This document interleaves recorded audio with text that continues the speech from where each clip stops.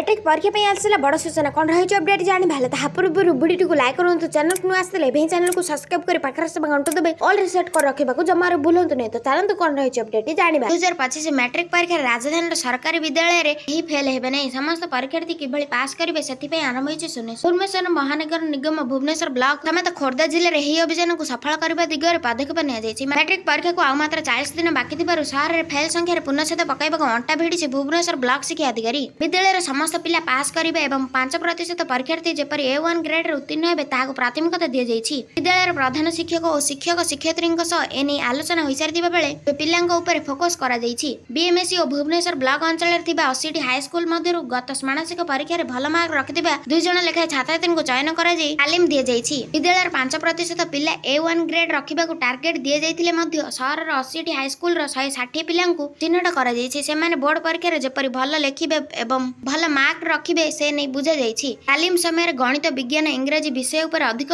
गुरुत्व दिया जायछि। एथिसह social science रे थिबा दुईटी विषय इतिहास और भूगोल संपर्क रे विशेषज्ञ माने पिलांकू बुझाइछन्ति। रिसोर्स पर्सन माने प्रथम लैंग्वेज ओडिया और तृतीय लैंग्वेज हिंदी संस्कृत धंदामूलक शिक्षा विषय रे परीक्षार्थी को 30 मिनिट लेखाए तालीम देइथिले। बाकी 4टी विषय पई 1 घंटा लेखाए तालीम दिया जायथिला। पिलामानक टेस्ट निया जायथिला। इतिमध्ये व्हाट्सएप ग्रुप गठन करा जाय सेमानंकू विभिन्न पाठ्य उपकरण जोगाई दिया जाउछि। 3 वर्ष होला भुवनेश्वर रे थिबा विद्यालय गुड़िकर छात्रछात्री पास हार 49% अधिक रहुछि। 2023 रे बीएमएस रे 66 जन परीक्षार्थी A1 ग्रेड 127 जन A2 414 जन B1 834 जन B2 1634 जन C 1783 जन D ओ 1220 जन E ग्रेड रे उत्तीर्ण होइथिले। 32 विद्यालय रो रिजल्ट 7% एवं 48 जन छात्रछात्री फेल होइथिले। भुवनेश्वर ब्लॉक रे 2 जन छात्रछात्री A1 ग्रेड 17 जन B2 ग्रेड रे पास करथिले। 15टी विद्यालय रो पास हार 7% होइथिला। 2023 रे बीएमएससी अंचल रे पास हार